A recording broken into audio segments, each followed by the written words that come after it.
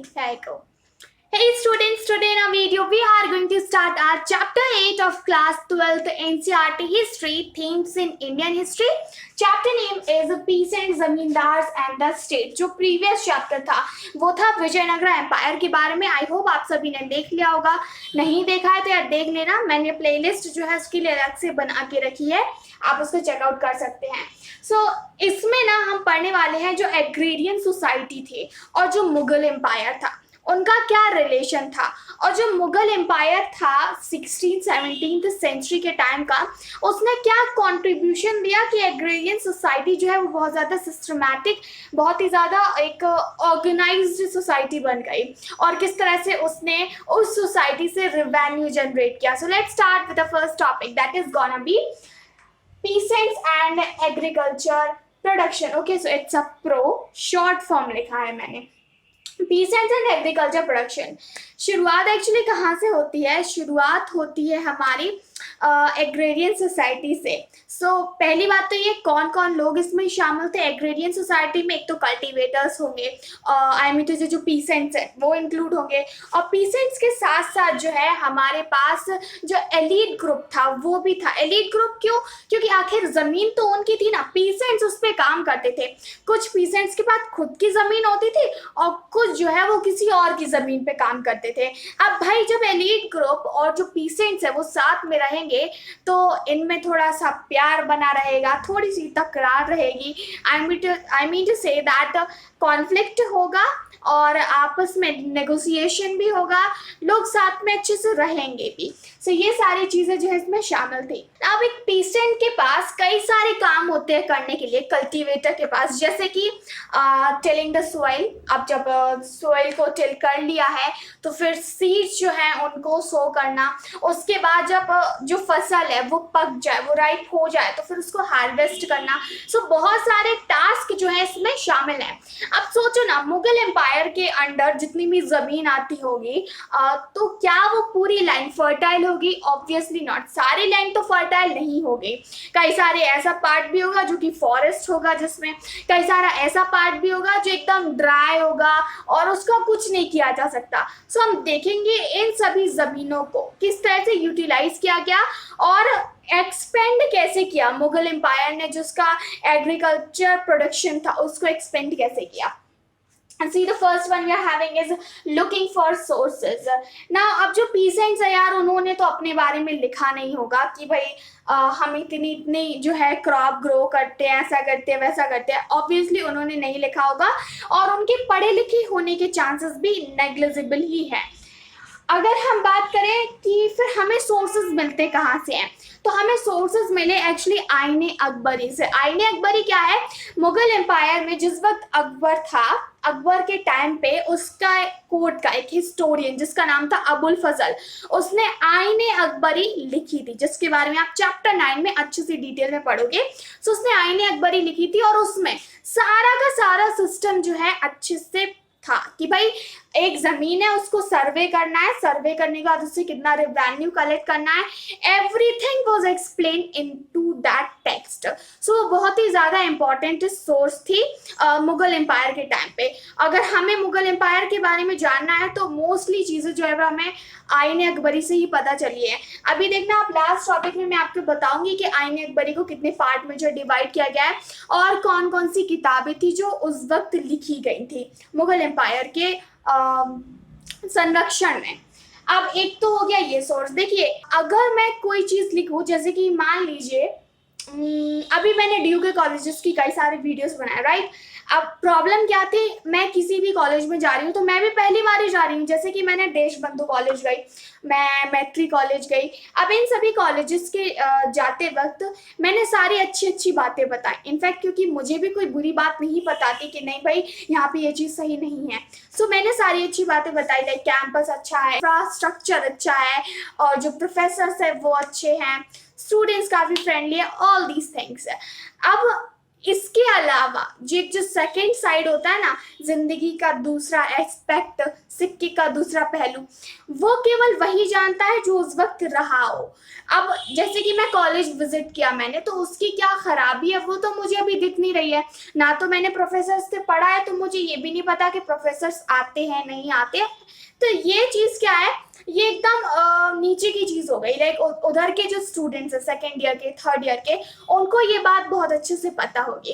कुछ ऐसा ही जो है, हम मुगल एम्पायर के बारे में बात कर रहे हैं। आईने अकबरी में टॉप से जो व्यू है ना वो दिया गया है। लाइक सर्वे किया जाता था लैंड का, फिर उसके हिसाब से देखा जाता था कि कितना रेवेन्यू इस लैंड से जनरेट हो सकता है, किस क्रॉप को यहाँ पे ग्रो करना चाहिए, ये सारी चीजें जो है उसमें ले डाउन है। लेकिन क्या पीसेंट्स को एक्सप्लॉइट किया जाता था? क्या उनसे जितना टैक्स लेना चाहिए उससे ज्यादा लिया जाता था? तो ये सारी चीजें हमें नहीं पता है। और ऑब्वियसली आईने अकबरी किसने लिखी? अबुल फजल ने। अबुल फजल के लिख रहा था कि भाई वो हिस्टोरियन था अकबर के कोर्ट का। सो अच्छी बातें बतानी है ताकि आगे वाली जो जनरेशन आए वो सारे अच्छी नजर से देखे, इसके जो इसने रूल किया है इतने वक्त, इस टाइम पीरियड को अच्छी नजर से देखे। तो हमारे पास कुछ और सोर्सेस भी हैं, जैसे कि महाराष्ट्र से, गुजरात से, हमें अलग अलग एरिया से सोर्सेस मिले, और फिर हमने जो है पता लगाया कि भाई एग्रीकल्चर प्रोडक्शन उस वक्त किस तरह का था। So see the next one we are having is peasants and their land. Okay, so peasants और उनकी लैंड के बारे में बात करते हैं। एक इंडो पर्शियन वर्ड जो है वो पीसेंट के लिए यूज किया जाता है। Let me tell you, Indo Persian word जैसे कि मैंने कहा आसामी एंड रियोत। ओके, आसामी एंड रियोत, अगर मैं पूरे इस लेक्चर के दौरान ये शब्द यूज करती हूँ तो कंफ्यूज मत होना, मैं अल्टीमेटली यहाँ पे केवल पीसेंट्स की बात ही कर रही हूँ। सो आसामी एंड रियोत जो है वो एक इंडो पर्शियन, सॉरी रियोत, ये जो है एक इंडो पर्शियन वर्ड है जिसको पीसेंट्स के लिए भी यूज किया जाता था। अब इसको आसामी भी बोलते थे। सो ये सारे अलग अलग शब्द थे। अब देखिए उस वक्त ना दो तरह के पीसेंट्स हुआ करते थे, एक तो पाही कश्ता और एक खुदा कश्ता। पाही कश्ता एंड दूसरा मैंने क्या बताया, खुदा कश्ता।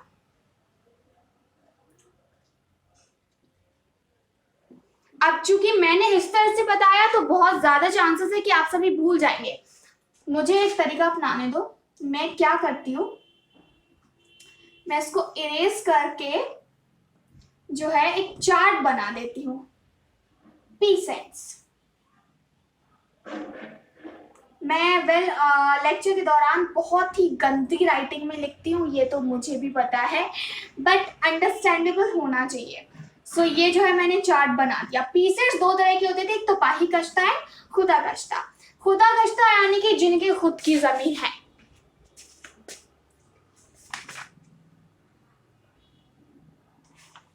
खुद कश्ता, ओके।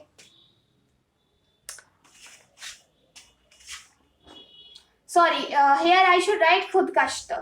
खुद कश्त यानी कि ऐसे जिनकी खुद की जमीन है, खुद की जमीन है या फिर किसी और की जमीन पे काम कर लेते हैं, बट वो उसी विलेज में रहते हैं और उसी विलेज में जो है वो काम करते हैं। सो ये इस तरह के किसान जो है वो कहलाते थे खुद कश्त। पाही कश्त कौन से? पाही कश्त यानी कि वो रहते किसी और गांव में है, लेकिन काम करने के लिए आप कह सकते हैं कॉन्ट्रैक्चुअल बेसिस पे वो किसी और जगह जाते हैं। लाइक उनको एक जगह का कॉन्ट्रैक्ट मिला कि आपको इतनी लैंड जो है वो कल्टीवेट करनी है इतने इतने टाइम पे और आपको इतना पैसा पे किया जाएगा, किसी और गांव में जाना है इनको। सो ऐसे लोग कहलाते थे, मतलब ऐसे पीसेंट कहलाते थे पाही कश्त। अब देखिए क्या रीजन हो सकते हैं कि कोई पीसेंट बाहर जाके काम करे। अब भाई बाहर अमेरिका क्यों जाना चाहते हैं लोग जॉब करने के लिए? भाई इंडिया में भी जॉब्स हैं, जस्ट बिकॉज अगर वहां पे जाएंगे तो उनको बेटर फैसिलिटीज मिलेंगी और जो मनी है, जो सैलरी है वो भी ज्यादा मिलेगी। पाही कश्त में भी यही था। पाही कश्त में क्या था, बेटर वेजेस जो है इनको यहाँ पे मिलता था, जिसकी वजह से बाहर जाते थे। अगर एक जगह अपने ही गांव में काम करने के लिए इनको 100 रुपए देते थे और दूसरी जगह 200 रुपए मिल रहे, तो ऑब्वियसली कोई भी इंसान हो वो 200 रुपए के लिए ही जाएगा, बट बहुत सारे फैक्टर्स आपको जोड़ने होंगे। अब दूसरा कारण और क्या हो सकता है ये भी हो सकता है कि किसी गांव में फेमाइन आ गया, फेमाइन की वजह से कोई बेरोजगार, सारा का सारा जो गांव है वो बेरोजगार हो गया, कुछ काम नहीं बचा, जिसकी वजह से सभी लोग जो वो माइग्रेट हो रहे हैं, मतलब उन्होंने डिसाइड किया अब रहेंगे ये काम करने कहीं और जा रहे हैं। सो ये जो है दो तरह के किसान होते हैं।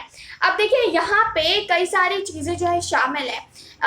अगर हम नॉर्दर्न इंडिया की बात करें तो उस वक्त क्या था, दो जाइंट साइज बैल जो है अगर किसी के पास है तो वो अमीर कहलाता था, लाइक वो अमीर है।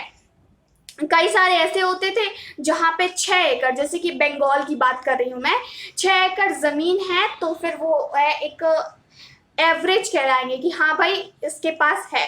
कई सारे ऐसे भी थे कि जहां पे 10 एकड़ जमीन होगी तब वो एक रिच आसामी कहलाएंगे।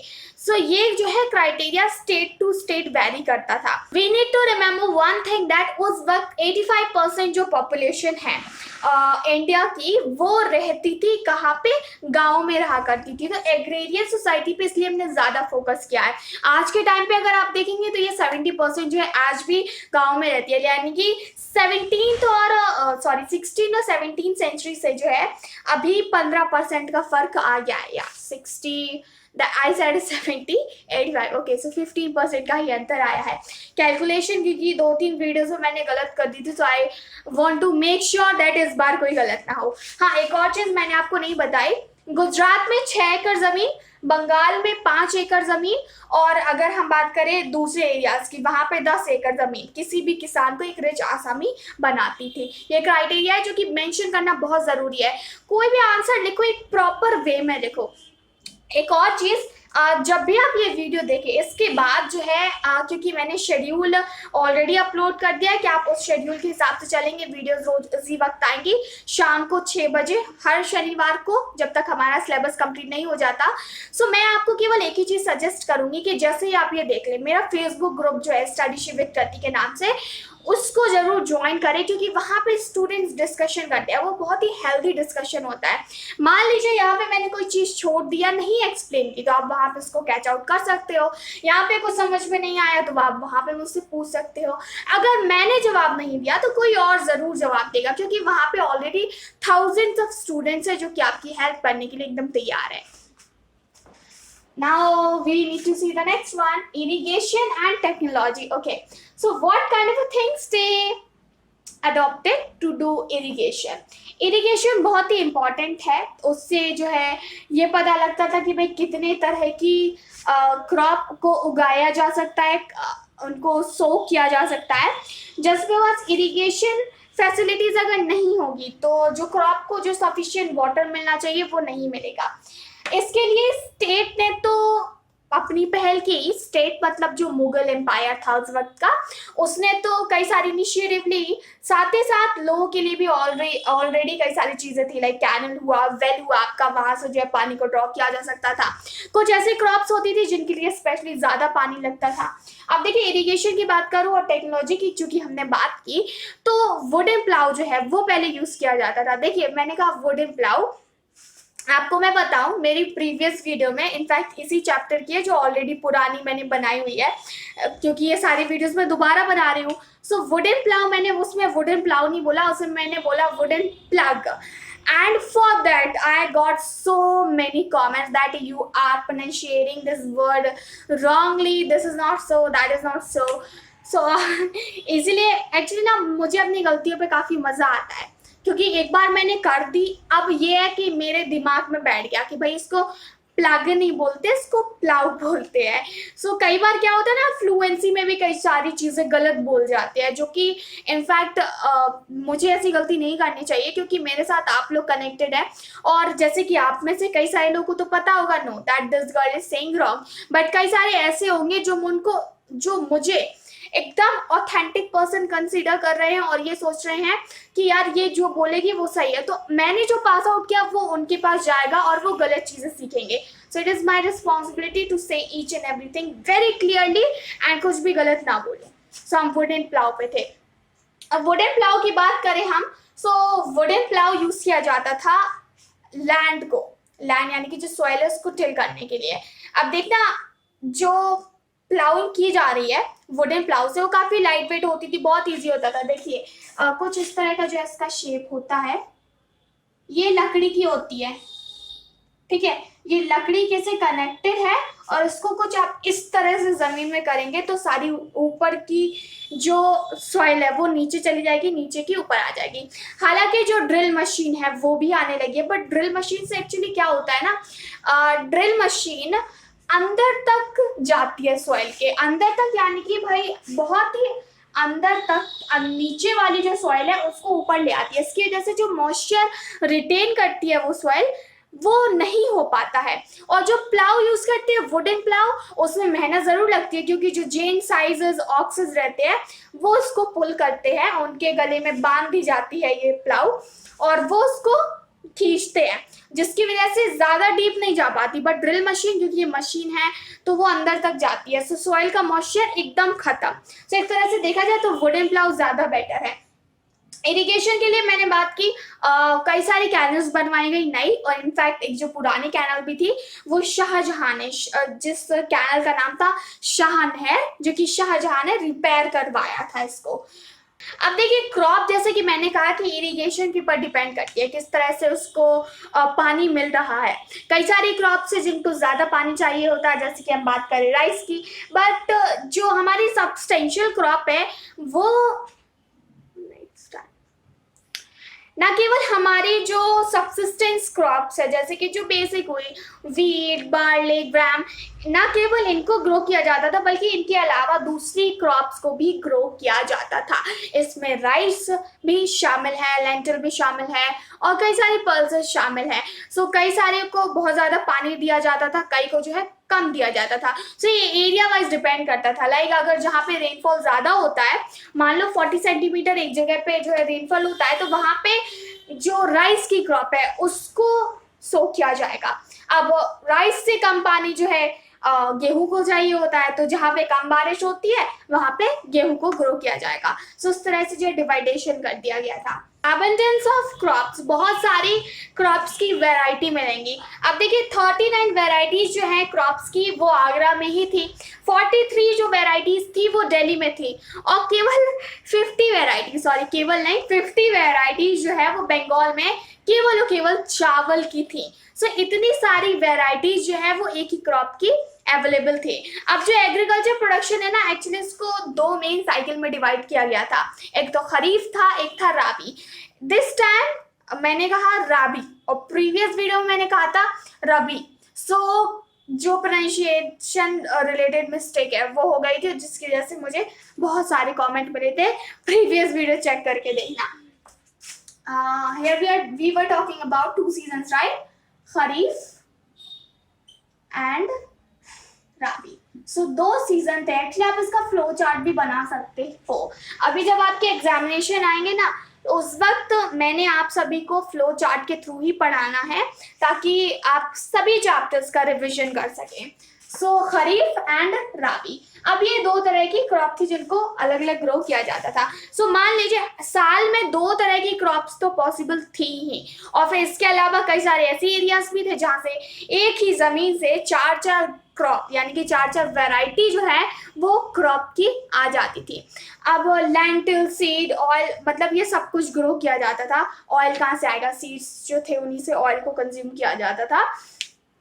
और हम कॉटन की बात करें, कॉटन के लिए जो है ग्रेट स्वेट्स चाहिए होता था, बहुत सा बड़ी टेरिटरी हो जहाँ पे इनफ रेनफॉल हो, और दक्कन प्लेट्यू हुआ, ये सब जो है रिजर्व थे। लाइक कॉटन क्रॉप्स तो यहाँ से आएगी आएगी। हम बात करें वेस्ट बंगाल की, वेस्ट बंगाल नहीं सॉरी बंगाल की, क्योंकि उस वक्त तो सारा बंगाल ही था।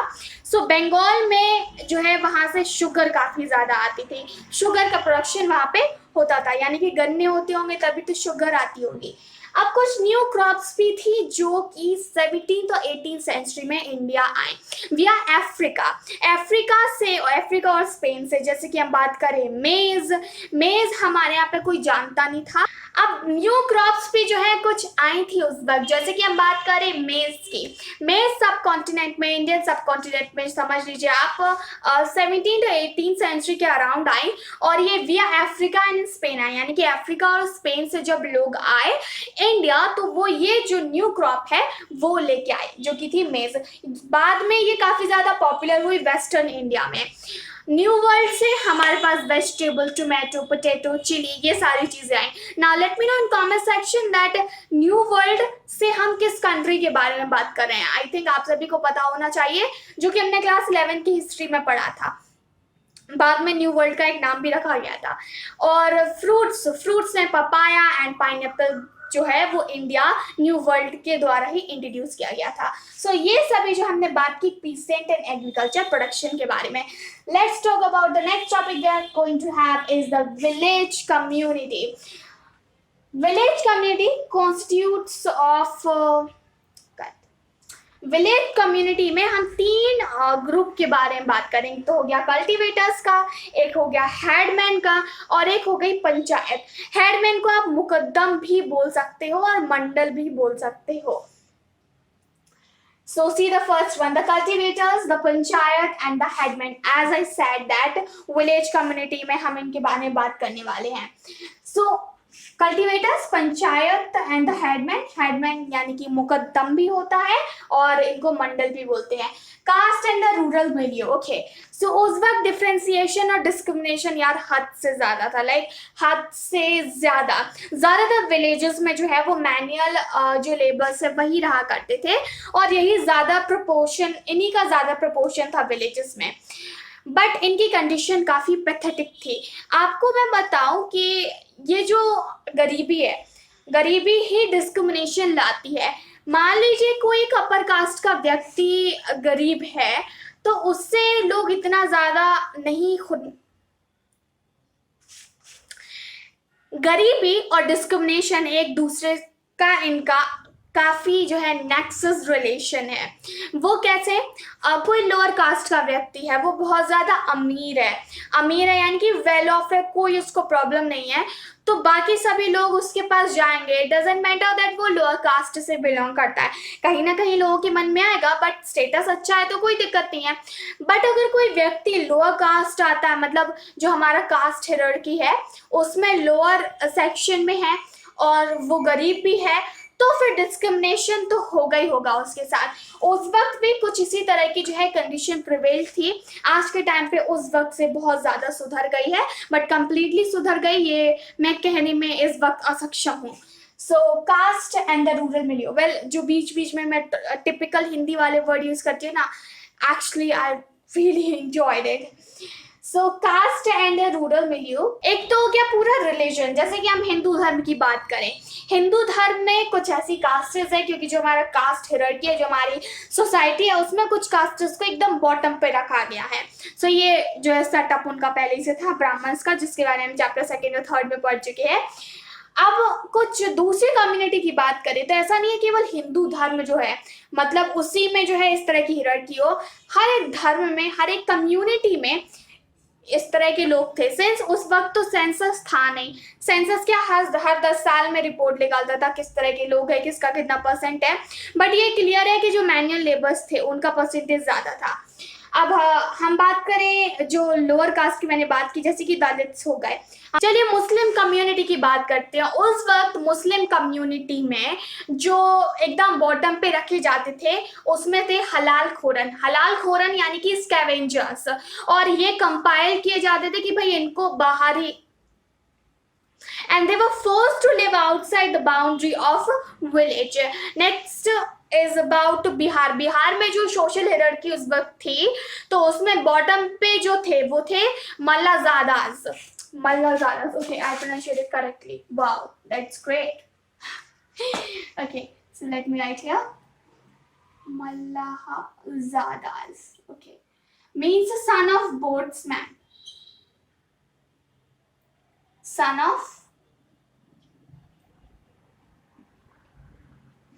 ऑफ बोट्समैन को ही मल्लाजादास जो है वो इस नाम से जाना जाता था।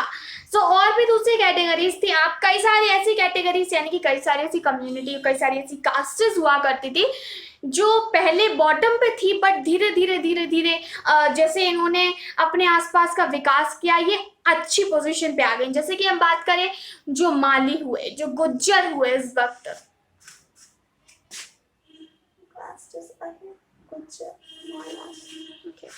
जैसे कि हम बात करें अहेर्स मालास गुज्जर, उस वक्त ये जो है बॉटम पे थे, बट धीरे धीरे इन्होंने अपनी कंडीशन में इम्प्रूवमेंट करना शुरू किया और फिर ये एक वेल ऑफ कास्ट कंसीडर किए जाने लगे। पहले ये बॉटम पे थे ना। Rajput were as a peasants and Jats जो है वो राजपूत की तरह ही कंसीडर किए जाते थे and they were accorded lower status in social hierarchy. हम गौरवास की बात करें, गौरवास कौन थे? एक्चुअली इन्होंने वृंदावन के आसपास की जो लैंड है इसको कल्टीवेट किया था और वो अपने आप को जो है राजपूत स्टेटस जो है वो दिया करते थे। सो कम्युनिटी उस वक्त कई सारे तरह की थी और जो मैंने कहा कास्ट एंड रूरल मिलियो यानी कि वातावरण वो भी कुछ अलग तरह का ही था।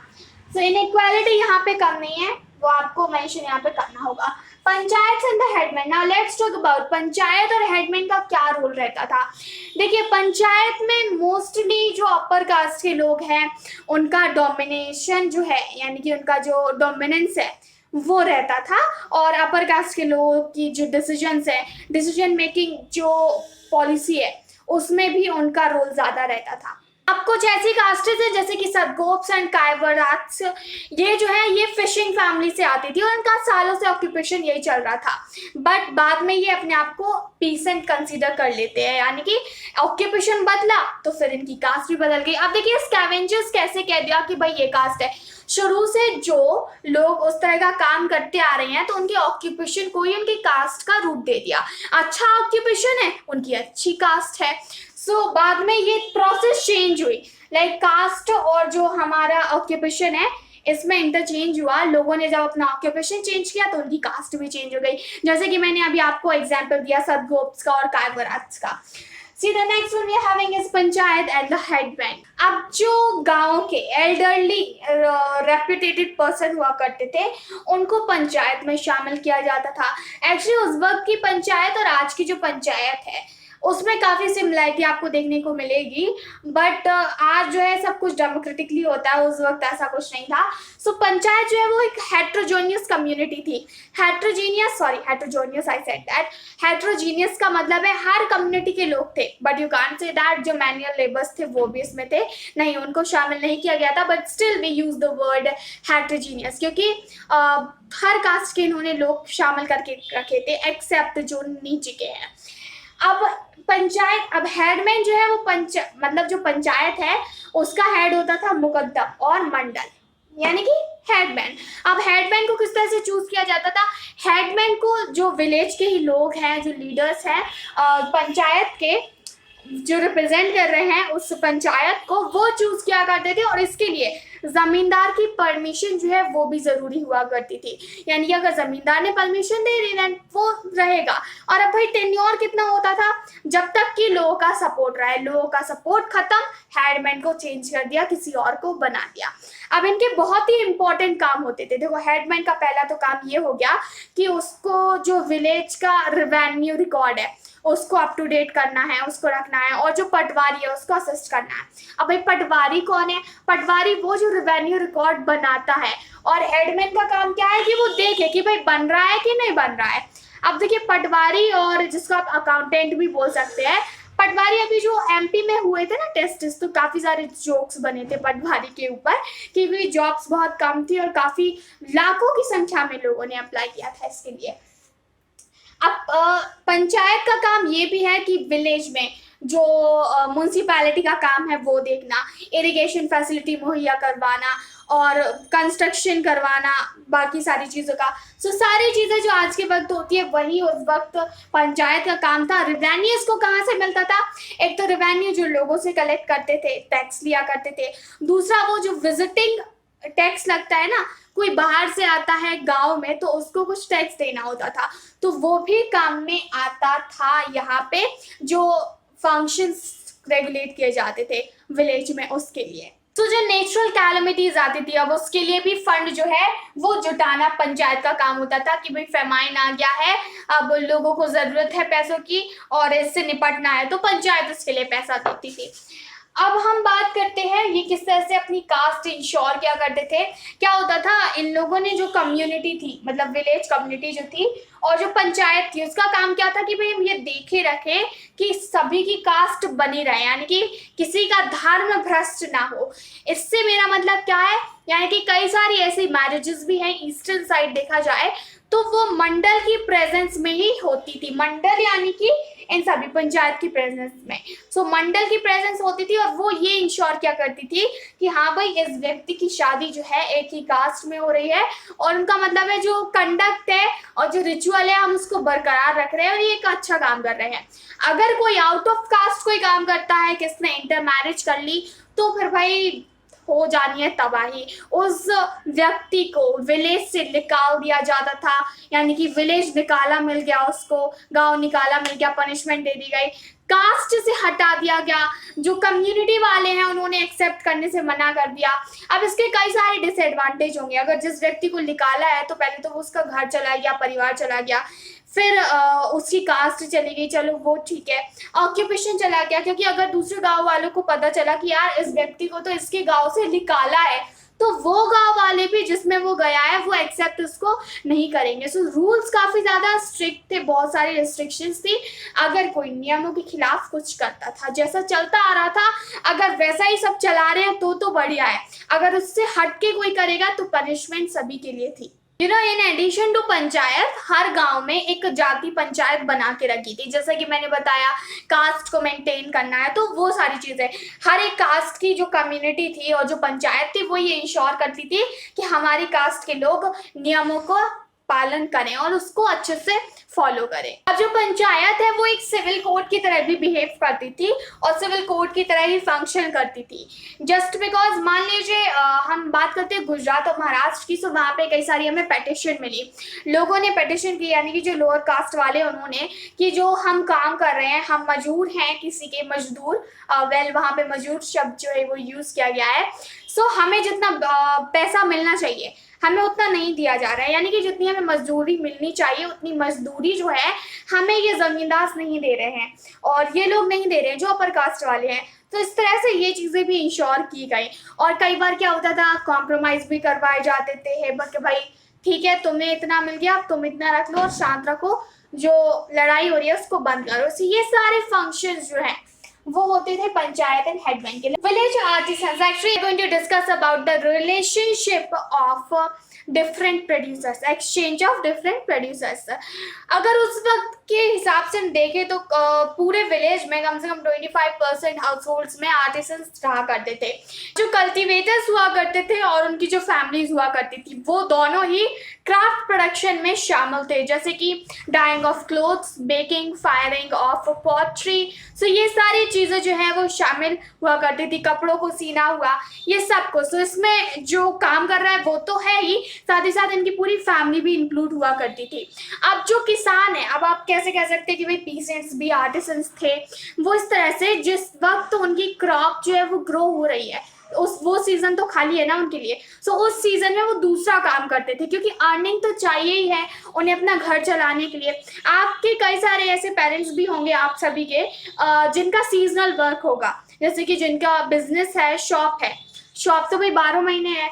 और जो आपकी फैमिली में अगर आपके फादर किसान है, फार्मर है, तो आपको पता होगा उनका 6 महीने कुछ और काम रहता होगा, 6 महीने कुछ और, हाँ, लेकिन वो खाली नहीं बैठते होंगे, वो कुछ ना कुछ काम करते होंगे क्योंकि अर्निंग ज्यादा जरूरी थी। सो दोनों ही रोल जो है प्ले किया करते थे। अब ये जो इनका काम है वो कई सारी जो है प्रॉस्पेरिटी भी लाया, ये अपनी सर्विसेज दिया करते थे, एक्सचेंज में इनको लोग थोड़ी सी लैंड दे दी, किसी ने कुछ और सर्विस दे दी।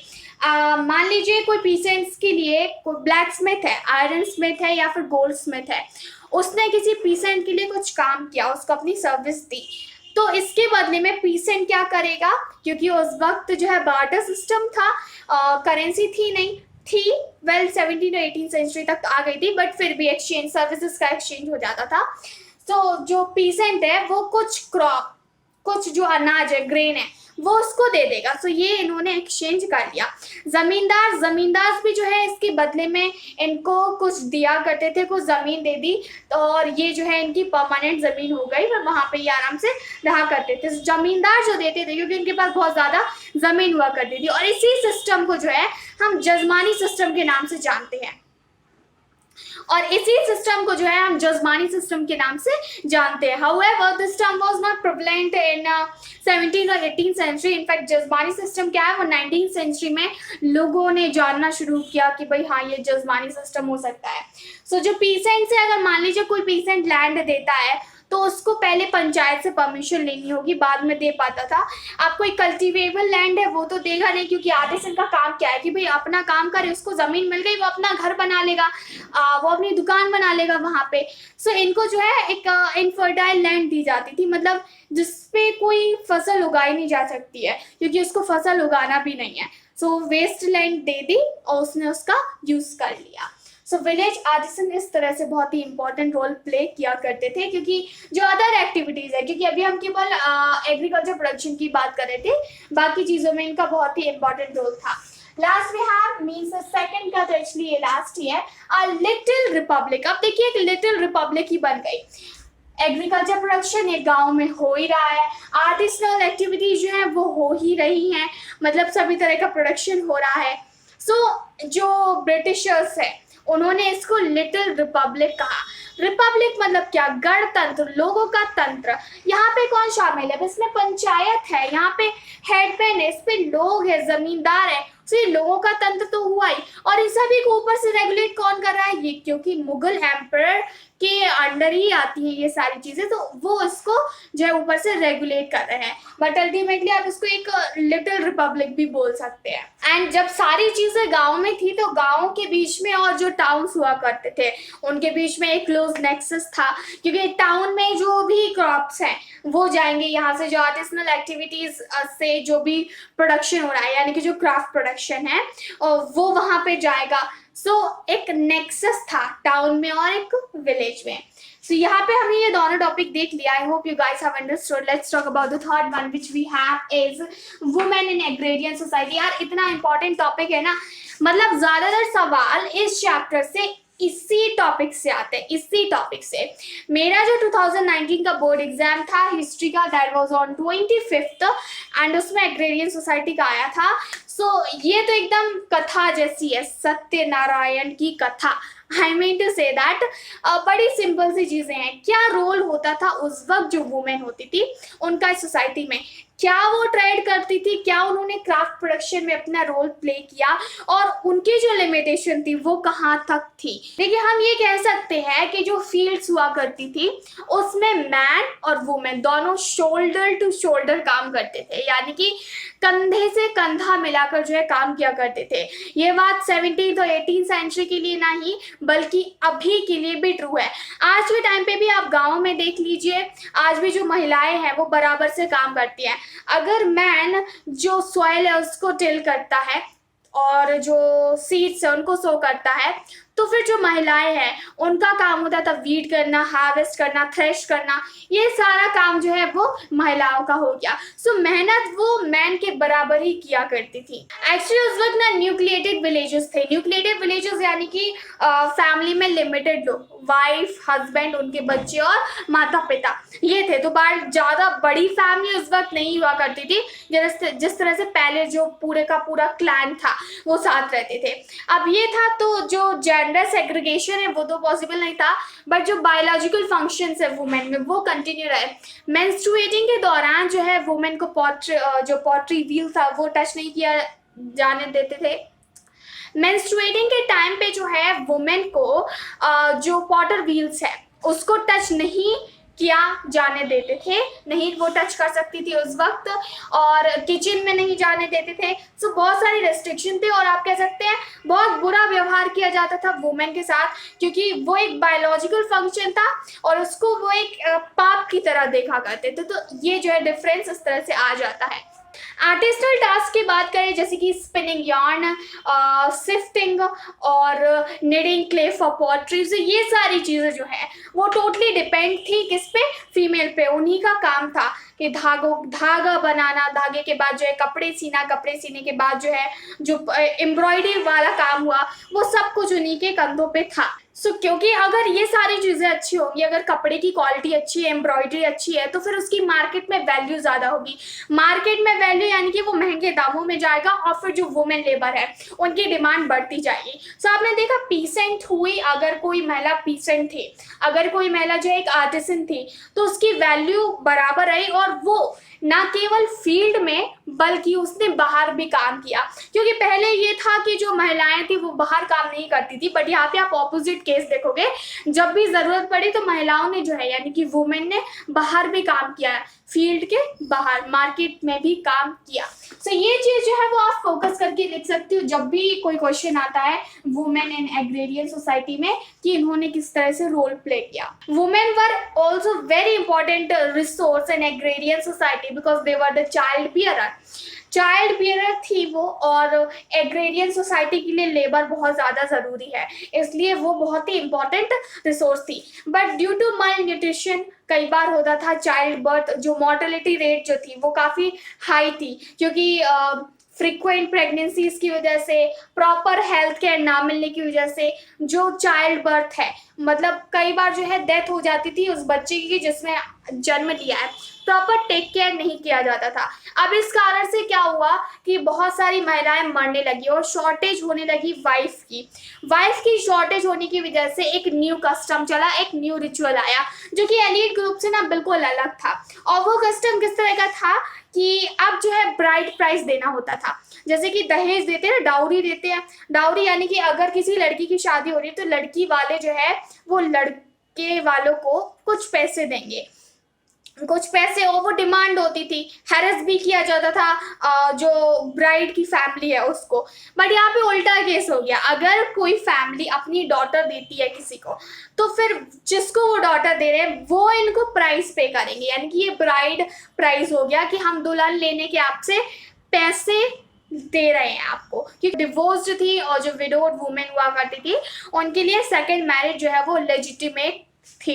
ये इंपॉर्टेंट पॉइंट है जो कि आप यहाँ पे लिख सकते हैं। देखिए मैंने फील्ड्स का आपको बता दिया, मैंने अभी आपको शादी वाला न्यू कस्टम बताया वो भी। नेक्स्ट पॉइंट जो यहाँ पे मैं बताने वाली हूँ वो है ना, जो वुमेन से एक अटैचमेंट था वो एक रिप्रोडक्टिव फोर्स भी था, जस्ट बिकॉज जो मेल मेंबर हुआ करते थे हाउस होल्ड के वो ये इंश्योर क्या करते थे कि भाई ऐसा ना हो कि हमारा कंट्रोल हमारी वाइफ के ऊपर से हट जाए। जो आज के टाइम पे पेट्रियार्कल सोसाइटी बोलते हैं ना, वो कुछ इस तरह की थी।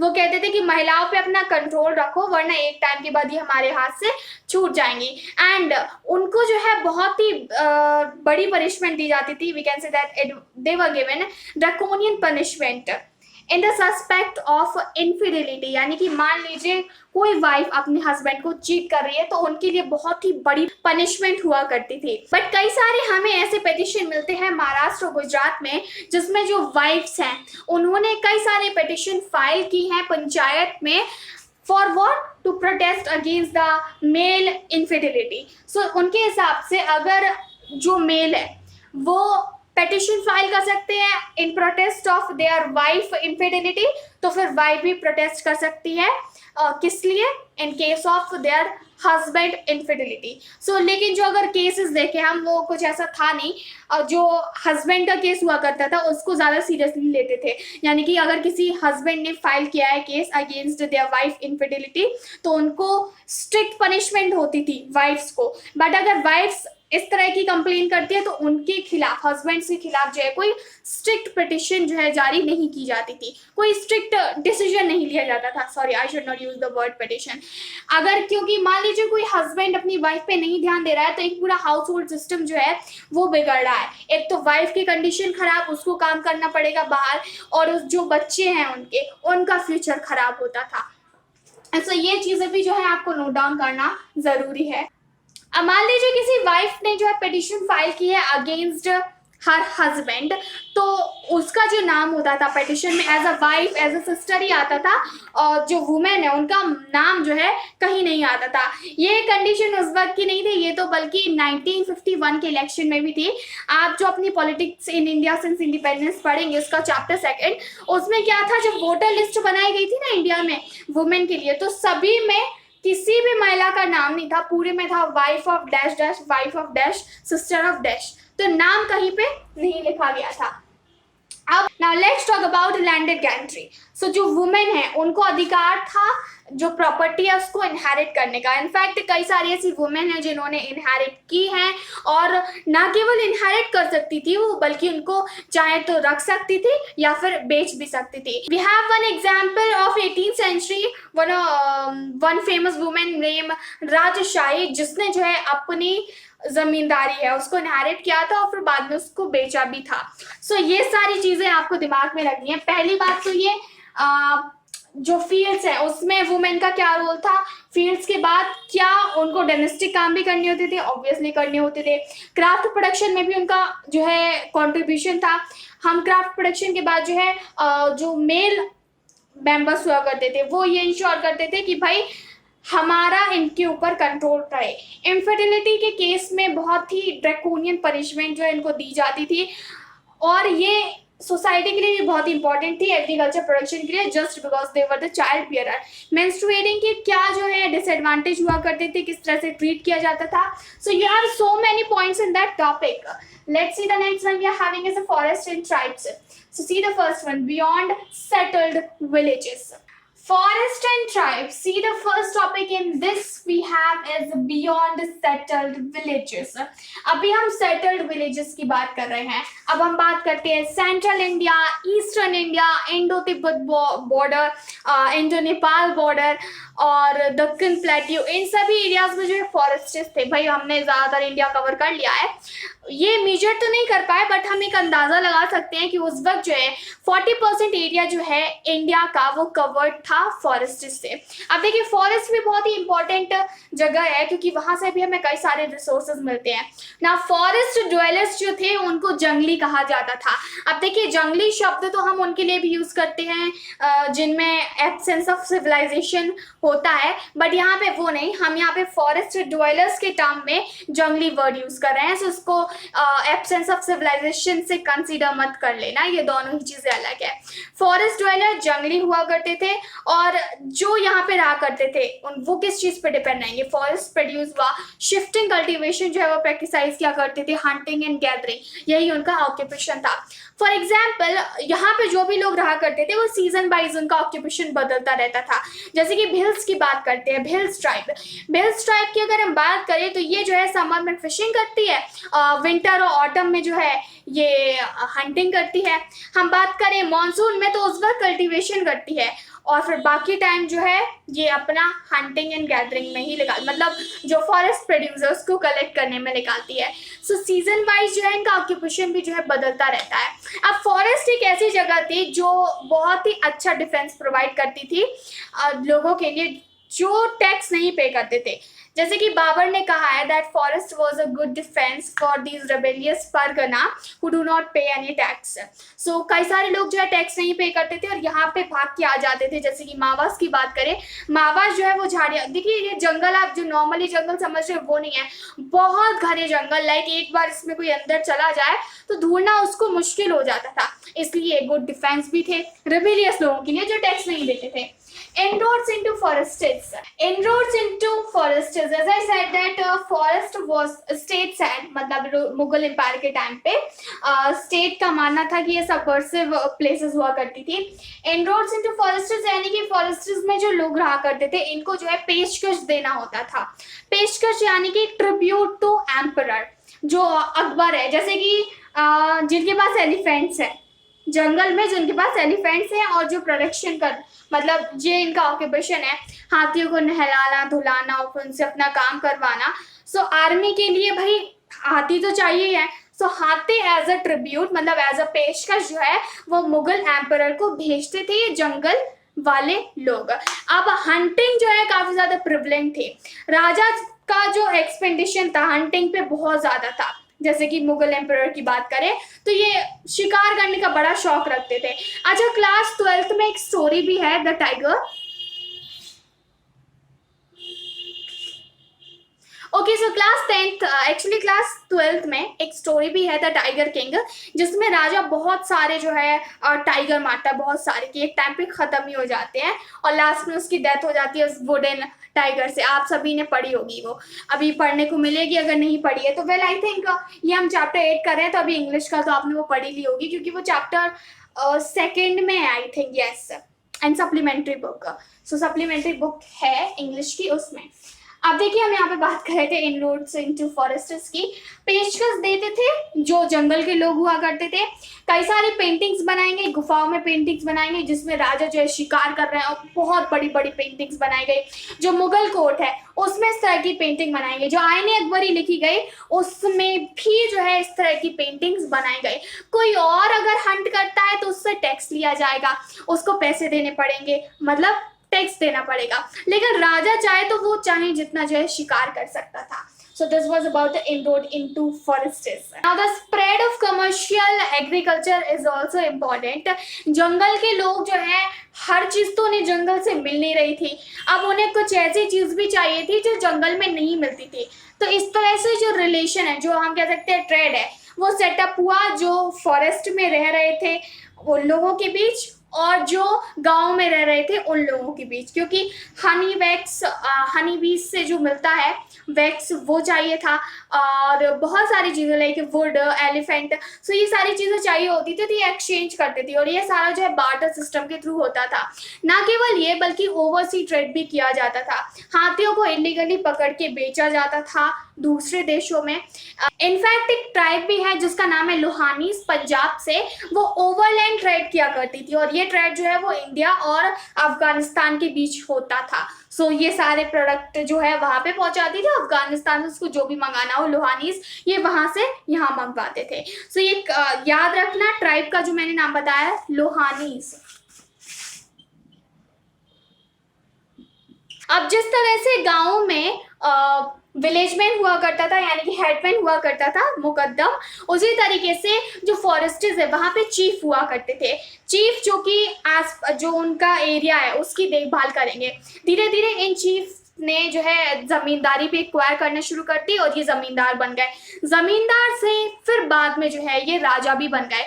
चूंकि ये राजा बन गए तो अब इनको जो है लोगों को रिक्रूट करना शुरू किया, अपने ही लोगों को रिक्रूट करने से फिर उन्होंने अपनी आर्मी बिल्डअप की। आर्मी बिल्डअप की समझ लीजिए आप 6000 इन्फेंट्री एंड 7000 कावलरी, यानी कि 6000 पैदल सैनिक थे और 7000 जो है इनके पास घोड़े वाले सैनिक थे, यानी कि जो घोड़े पे बैठ के जाएंगे। सो इतनी बड़ी बड़ी जो है इनकी आर्मी हुआ करती थी। और रिक्रूट किसको करते थे? अपने ही कम्युनिटी के लोगों को, जो इन्हीं के क्लेम की हुआ करते थे। हम एक एग्जाम्पल लेते हैं आसाम के अहोम किंग्स का। सो उसमें क्या था? पैक्स थे। पैक्स मतलब लोगों को देना ही होता था, रेंटर करना ही होता था मिलिट्री सर्विस। उनको उसके बदले में प्रोटेक्शन दी जाती थी, लैंड दी जाती थी। अगर किसी को लैंड दी है तो उसको उस लैंड पे रहना है और अपनी सर्विस देनी है, मिलिट्री सर्विस देनी है। सो ये जो है इस तरह से जो चीफस्टेन है वो उन्होंने अपने आप को राजा बनाया। अब इससे मिक्सचर ऑफ कल्चर भी हुआ, मतलब कई तरह के न्यू बिलीफ आए, जैसे कि हमने सूफी सेंट में बात की। धीरे धीरे जो है इन्होंने नई बिलीफ को इंट्रोड्यूस करवाना शुरू किया कम्युनिटी में, जो एक सेटल्ड कम्युनिटी है उसमें। सो यहाँ पे हमने इनरोड्स इनटू फॉरेस्टर्स भी डिस्कस कर लिया। नाउ जमींदार के बारे में बात करते हैं। जमींदार की उस तरह उस वक्त, अब हम बात करने वाले हैं जमींदार के बारे में। भाई जमींदार का स्टेटस यूं ही नहीं आ गया, इनका स्टेटस आया पहली बात तो ये क्योंकि ये कास्ट के अच्छे थे, यानी कि अपर कास्ट से बिलोंग करते थे। दूसरा, ये स्टेट की खिदमत किया करते थे। खिदमत मतलब स्टेट के लिए काम करते थे। जो जमींदार थे वो कभी भी गाँव में नहीं रहा करते थे, ये आपको अपनी बात जो है दिमाग में डाल लेनी है। ये जो है वो टाउन में रहा करते थे। गांव में ना रहने के बावजूद भी करीब 100 गांव इनके अंडर आते थे और इन गांव की जमींदार जो है वो रेगुलेट करते थे। अब जमींदार क्योंकि इनका स्टेटस अच्छा था और बाय बर्थ ये अच्छी कास्ट में हुए थे, इसकी वजह से ये सारी चीजें पॉसिबल थी और स्टेट की खिदमत करते थे, उससे भी इन्हें बहुत फायदा होता था। अब देखिए जमींदार के पास जो है बहुत ज्यादा लैंड होती थी, नेचुरली होती थी, मतलब इनके पास थी, खुद की थी। और ये जो इनकी पर्सनल लैंड हुआ करती थी इसको बोलते थे मिल्कियत। मिल्कियत जो पर्सनल लैंड थी उसको मिल्कियत के नाम से जानते थे। अब इस मिल्कियत पे ये जो है अपने पर्सनल इन्होंने लेबर लगा लिए, सर्विसेज जो है प्रोवाइड कराएं। जैसे कि इनकी बहुत सारी जमींदारी है, किसी गांव में जो है इनकी बहुत सारी जमीन है, वहां पे इन्होंने बहुत सारे किसानों को लगा के रखा है। किसान जो है इनको पैसा देते हैं उस जमीन का और वहां पे वो अपनी खेती करते हैं। अब इस जमींदार की भी तो पर्सनल लैंड होगी जहाँ पे ये रहता है, सो वहां की खेती करवाने के लिए, वहां पे क्रॉप प्रोडक्शन करवाने के लिए इसने कुछ लोगों को हायर किया है जो कि इसको सर्विसेज दिया करते थे। अब जमींदार जो थे उनके पास एक फ्रीडम थी कि भाई उनकी पर्सनल लैंड है, वो चाहे इसको बेचे या किसी को वसीयत में दे दे, उन्हें जो करना है किराए पे दे दे, किराए पे दे सकते हैं। सो ये इनका अपना व्यू था, इन्हें जो करना हो। दूसरी बात, ये किसके लिए काम करते थे? ये स्टेट के लिए काम करते थे। इनकी खुद की तो लैंड थी और स्टेट के बिहाफ में ये टैक्स कलेक्ट किया करते थे पीसेंट से। सो इससे भी इनको फायदा होता था। जमींदार बहुत ही पावरफुल फिगर आप कंसिडर कर रहे हैं हम यहाँ पे मुगल एम्पायर के टाइम पे, जस्ट बिकॉज इनको पावर थी टैक्स कलेक्ट करने की, और टैक्स कलेक्ट करने के लिए जो है ये एक्सप्लॉइट भी किया करते थे पीसेंट्स को। जमींदार की खुद की जो है मिलिट्री हुआ करती थी, खुद के किलास हुआ करते, जिसको किला चास भी बोलते थे, किला चास, सॉरी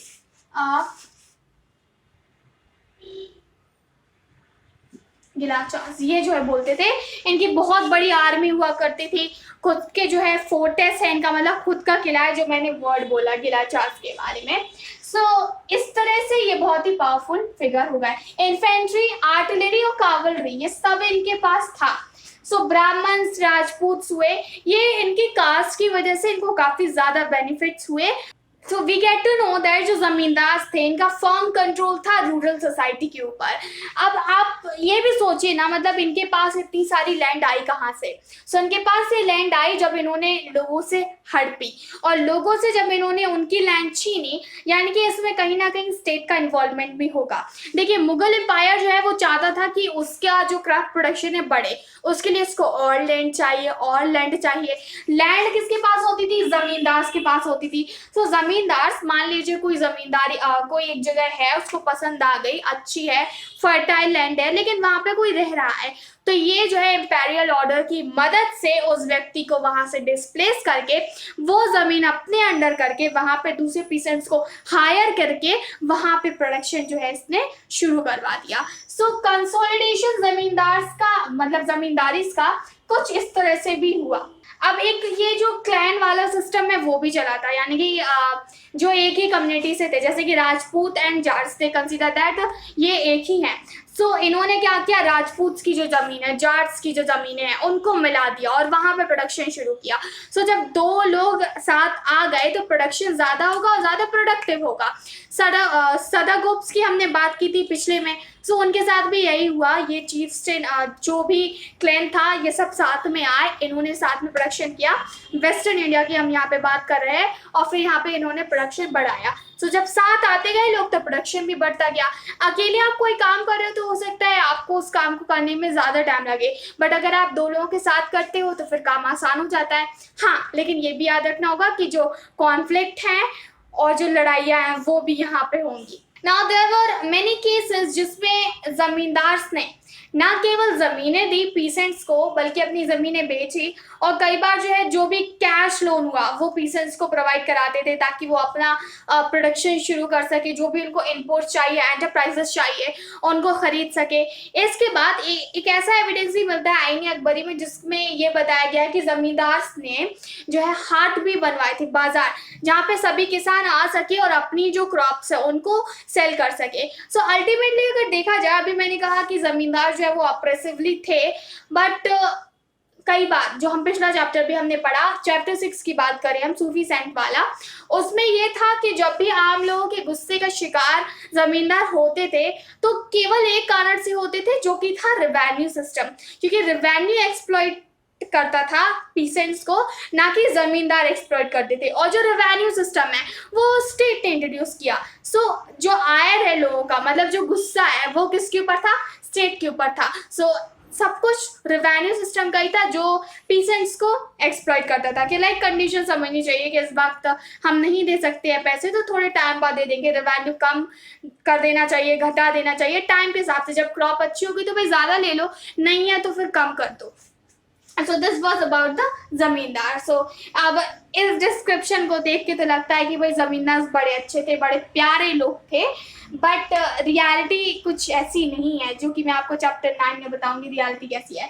सीधा लैंड रेवेन्यू सिस्टम, हम लैंड रेवेन्यू सिस्टम के बारे में बात करने वाले हैं इस टॉपिक में. लैंड रेवेन्यू सिस्टम ही तो था मुगल एम्पायर का, जिसने उसको एक्सपेंड किया. अगर रेवेन्यू ही नहीं मिलता तो इतनी सारी फैसिलिटीज जो स्टेट प्रोवाइड करा रही थी पीसेंट्स को और बाकी लोगों को, अपनी जनता को, वो कैसे प्रोवाइड करा पाती. सो दीवान के पास काम होता था फिस्कल सिस्टम का. फिस्कल सिस्टम यानी कि जो पूरा वित्तीय व्यवस्था है वो उसका देखने का. और ये सब जो है दफ्तर में काम किया करते थे. दफ्तर यानी कि ऑफिस. सो उसके लिए अलग से ऑफिस था जिसमें दीवान कौन, जो सुपरवाइज करता था फिस्कल सिस्टम. सो दीवान शब्द याद रखना. आज भी जो है जो ट्रेडिशनल हमारे ट्रेड होते हैं उसमें यूज होता है. इनफैक्ट मेरे जो अंकल बिजनेस करते हैं तो आज भी अकाउंटेंट नहीं बोलते हैं, वहाँ पे दीवान ही बोलते हैं. सो दीवान साहब, ये जो है शब्द यूज किया जाता है. सो इट वॉज दीवान जो पूरा सिस्टम मेंटेन करता था. अब हम बात करते हैं अमिल गुजार की. अमिल गुजार कौन होते थे? एक्चुअली अमिल गुजार वो होते थे जो रेवेन्यू कलेक्ट करते थे, यानी कि रेवेन्यू कलेक्टर को जो है अमिल गुजार के नाम से जानते थे. गुजार. ओके. दो तरह का टैक्स होता था, एक तो हो गया जमा, एक हो गया हासिल. मतलब एक ऐसा टैक्स जो कि इम्पोज किया गया है, भाई तुमको 100 रुपए देने हैं. हासिल गिन करके, यानी कि थोड़ा सा मोल भाव करके, उसने अपनी कंडीशन सुना के कुछ और टैक्स दिया. मान लो 90 दिया, उसने 100 रुपए देने थे, उसने 90 रुपए दिए, 80 रुपए दिए. सो इस तरह से क्या हुआ, जमा किसे कितना करना था 100, बट हासिल क्या हुआ, हासिल जो हुए वो 80 रुपए हुए. सो दो तरह के इस तरह से टैक्स हो गए. जो कंडीशन थी वो फेवरेबल थी. लाइक ये देखा जाता था कि किस लैंड से कितना मिल सकता है, उसी हिसाब से टैक्स इम्पोज करते थे. कोई फर्टाइल लैंड है, मतलब इन लोगों को फायदा होता होगा ये क्रॉप्स बेचेंगे तो उस हिसाब से उसको टैक्स देना होता था. फ्लेक्सिबल भी थी डिमांड्स, जैसे कि अगर कोई नहीं दे सकता है, पैसे नहीं दे सकता है, तो भाई तुम आधा प्रोपोर्शन दे दो, आधा जो शेयर है क्रॉप का वो दे दो. तो टैक्स देना है अल्टीमेटली. औरंगजेब की बात करें हम 1665 की, उस वक्त जो है इसने कई सारे एरियाज को मेजर करवाया था ताकि जो रेवेन्यू कलेक्शन है वो अच्छे से हो सके. बट हमने अभी क्या पढ़ा, 40% एरिया जो था वो फॉरेस्ट्स ने कवर करके रखा था. और इसको ऑब्वियसली बात ये है 40% एरिया जो था वो फॉरेस्ट्स ने कवर करके रखा था, मतलब इस एरिया को मेजर नहीं किया गया होगा और कई सारा जो टैक्स है वो बच गया होगा, क्योंकि लोग जो है यहाँ पे भाग जाते थे टैक्स चोरी करके. So this was about the land revenue system. अब देखिए लैंड रेवेन्यू सिस्टम में आपको दीवान का नाम याद रखना है, अमिल गुजार का नाम याद रखना है, जमा हासिल, क्योंकि यही चीज जो है वो इम्पोर्टेंट है. Okay. So the flow of silver का फ्लो किस तरह से हुआ, कब यूज की लोगों ने. द फ्लो ऑफ सिल्वर से हमारा मतलब है कि एशिया का जो हम जब वास्ट टेरिटोरियल एम्पायर की बात करते हैं और जो महान शासक के बारे में बात करते हैं उसमें मुगल एम्पायर का नाम हमेशा लिया जाता है. और उस वक्त हम बात करें मुगल एम्पायर जो है, जब मिंग एम्पायर था चाइना में, ओटोमन एम्पायर था और ओटोमन एम्पायर के साथ सफाविद जो थे ईरान के, ये सभी उस वक्त एस्टैब्लिश्ड रूलर थे और ये पॉलिटिकल स्टेबल रहे. अब भाई आप एक जगह पे 10 साल रहे हैं और एक जगह पे एक दिन रहे हैं, तो ऑब्वियस सी बात है आप जहाँ पे 10 साल रहे हैं उस जगह के आसपास के लोगों को बहुत अच्छे से जानते होंगे, उस जगह को बहुत अच्छे से जानते होंगे. आप दिल्ली से हैं, आप दिल्ली का आपको ज्यादातर चीजें पता होंगी कि भाई हाँ ये चीज यहाँ पे है ना. मैं रिसेंटली शिफ्ट हुई हूँ दिल्ली, तो मुझे कुछ नहीं पता है कि भाई कौन सी चीज यहाँ पे क्या है, बट धीरे धीरे अगर रहने लगूंगी तो आ जाएगी. सो हम यहाँ पे बात कर रहे थे कि पॉलिटिकल स्टेबल रहा चूंकि मुगल एम्पायर, इसकी वजह से इसका जो ओवरसी ट्रेड है वो भी ज्यादा हुआ, बाहरी लोगों से इसने काफी ज्यादा व्यापार किया और इसीलिए जो फ्लो है सिल्वर का वो भी हुआ, क्योंकि इंडिया के पास बहुत सारी रिसोर्सेज थी, लाइक बहुत सारी रिसोर्सेज और बहुत सारे हम चीजें दूसरे देशों को एक्सपोर्ट किया करते थे. अब जब एक्सपोर्ट करते थे तो हम सिल्वर में पे करते थे और वो भी जो है वहां से सिल्वर में पे होता था. जब दोनों जगह से सिल्वर में पे होगा तो करेंसी जो है हमारे पास, जो मेटल करेंसी है वो काफ़ी ज़्यादा हो गई और सिल्वर हमारे पास काफ़ी ज़्यादा आ गया, क्योंकि इंडिया के पास कोई नेचुरल रिसोर्सेज नहीं है सिल्वर के लिए, इसके लिए उसको बाहर से काफ़ी ज़्यादा करेंसी जो है मिली। पॉलिटिकल स्टेबिलिटी की वजह से ये सारी चीज़ें पॉसिबल हो पाई और यही कारण है कि मुगल एम्पायर जो है वो प्रॉस्परस भी रहा, स्पेशली ड्यूरिंग अकबर रेन। सो 16 और 18 सेंचुरी में सिल्वर की यानी कि मेटल करेंसी की तो कोई कमी नहीं पड़ी। एक ट्रैवलर आया था जिसका नाम था जियोनैन गैविनी।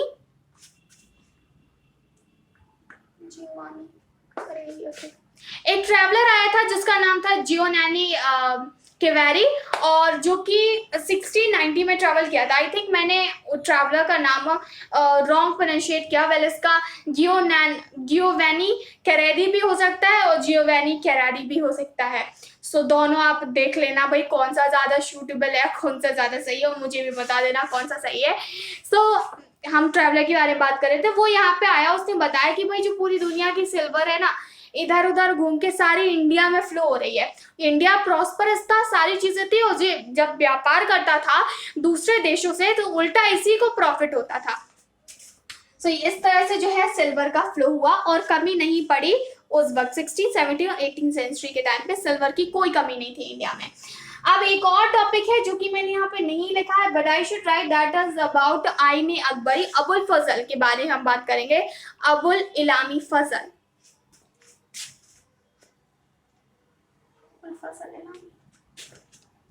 सो एक और टॉपिक जो कि मैंने नहीं लिखा है आईने अकबरी अबुल फजल इलामी। हम अब आईने अकबरी के बारे में डिटेल से डिस्कस करने वाले हैं। तो चलिए थोड़ा सा ये रेस कर देते हैं हम। Okay, so we were discussing about Ain-i Akbari.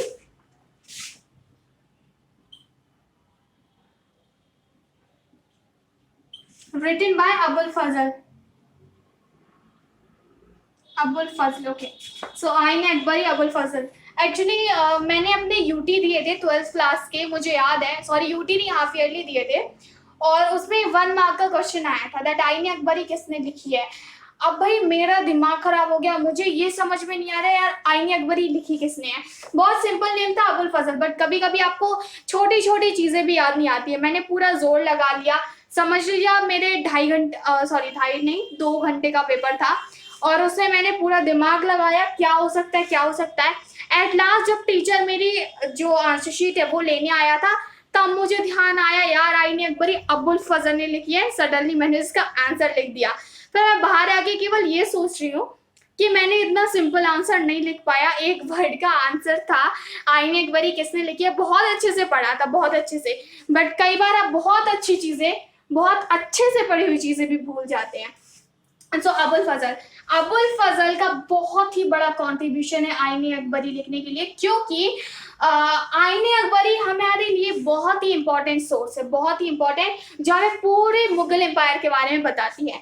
इसमें 42 ईयर रेगुलर जो ईयर है अकबर के उसके बारे में बताया गया है और आईने अकबरी कंप्लीट कर ली गई थी 1598 में, मतलब पूरी लिखी गई थी ये 1598 में और 42 साल जो है इसको लिखने में लग गए। इसको जब से लेके अभी तक, मतलब जब तक अबुल फजल था टोटली हम बात करें तो 5 बार रिवाइज किया गया, मतलब सुधार किया गया कुछ ना कुछ। अब ये बड़ा काम जो है ये अकबर के सुपरविजन में किया गया था। अकबर ने इसको कमीशन किया था और इस हिस्ट्री को जो है एक अकबरनामा भी बोलते हैं। जैसे कि मैंने कहा आईने अकबरी जो है वो 3 पार्ट में है, हम वो देखेंगे और एक जो था वो अकबरनामा है।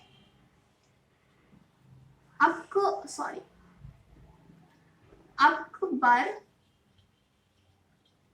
नामा, जिसके बारे में भी हम पढ़ने वाले हैं। तो एक्चुअली आईने अकबरी ना उसमें 5 किताबें हैं। 5 किताबें, पहली तो है मंजिल आबादी। अब इसमें किसके बारे में है? फर्स्ट बुक है मंजिल आबादी, वो इंपीरियल हाउस होल्ड और इसके मेंटेनेंस के बारे में बताती है। दूसरी आती है सिपाह आबादी, जो सिपाह आबादी है वो हमें सिविल एंड मिलिट्री एडमिनिस्ट्रेशन के बारे में बताती है। इसके साथ साथ जो सर्वेंट्स का कंस्ट्रक्शन है, मतलब किस तरह से इनको ऑर्डर वाइज कैटेगराइज किया गया है, इसके बारे में बताती है। ना केवल ये बल्कि इसमें शॉर्ट बायोग्राफीज भी हैं सेंट की, और जो इंपेरियल ऑफिसर्स हुआ करते थे ना, बल्कि इसमें शॉर्ट स्केचेस भी हैं, मतलब इनकी बायोग्राफी दी गई है इंपेरियल ऑफिसर्स की, जो कि थे मनसबदार, पोएट्स एंड आर्टिस्ट्स। सो सिपाह आबादी ये हो गई। अब हम थर्ड की बात करते हैं। थर्ड इज मुल्क आबादी। मुल्क आबादी जो कि आपको फिजिकल साइड जो है मुगल एम्पायर की वो दिखाती है, कितना जमा हुआ, कितना हासिल हुआ, यानी कि जो एसेस्ड रेवेन्यू है वो कितना हुआ, जो सबमिट रेवेन्यू है वो कितना हुआ, मतलब जो कलेक्टेड रेवेन्यू, फाइनल रेवेन्यू वो कितना हुआ। सो यहाँ पे मैं कई सारी चीजें, यानी कि जो लैंड की टोपोग्राफी है, ज्योग्राफी है, जिस सारी चीजें पता चलती है, क्योंकि इसमें स्टैटिस्टिकल इंफॉर्मेशन जो है जितने भी परगना है उनके बारे में पता चलता है। और जो अकाउंट ऑफ 12 प्रोविंस इसमें बताया गया है, यानी कि 12 प्रोविंस जिनके अकाउंट्स जो है वो डिटेल में दिए गए हैं। एडमिनिस्ट्रेशन और जो फिजिकल डिवीजन है, मतलब एरिया वाइज, लाइक देखना एक कंट्री हो गई, कंट्री के नीचे जो है स्टेट आ गया, स्टेट के नीचे फिर जो है हमारा डिस्ट्रिक्ट आ गया, डिस्ट्रिक्ट के बाद फिर आ गया हमारा टाउन आ गया, टाउन के नीचे हो गया विलेज। इसी तरीके से जो है वो सरकार, परगना, महल्स और प्रोविंस हुआ करते थे। अब परगना से भी नीचे आते थे सूबे। सूबे को जो है यहाँ पे कई सारे सिस्टम में बांटा गया था। सो जो 8 डिवाइडेशन है, लाइक सूबा के अंदर जैसे कि परगना, किला, अराजी, नगदी, जमींदारी, तो ये सब आती थी। मतलब इन सब का मतलब देखेगा रेवेन्यू कलेक्शन हो गया। Try to search the meaning of all these words which I mentioned right now. इन कहीं पे जो है इसका मतलब है एक्सेस रेवेन्यू, एक का मतलब है महल, एक का नाम है फोर्ट। सो बताओ भाई किसके लिए मैंने कौन सा शब्द यूज किया। Well I know that I am leaving this topic and मैं इसको थोड़ा सा डिटेल में नहीं एक्सप्लेन कर रही हूँ, आप इसके लिए मेरा प्रीवियस वीडियो चेकआउट कर सकते हैं। सो जो हमारी 4th एंड 5th बुक है वो हमें रिलीजियस कल्चर प्रैक्टिसेस जो है उस वक्त की उसके बारे में बताते हैं। और we can also say that auspicious saying, मतलब शुभ कही गई बातें जो उस वक्त लोगों ने मानी। सो थर्ड यानी कि 4th और 5th बुक पे जो है हम जो ट्रेडिशनल चीजें हैं, जो कल्चरल बिलीफ है,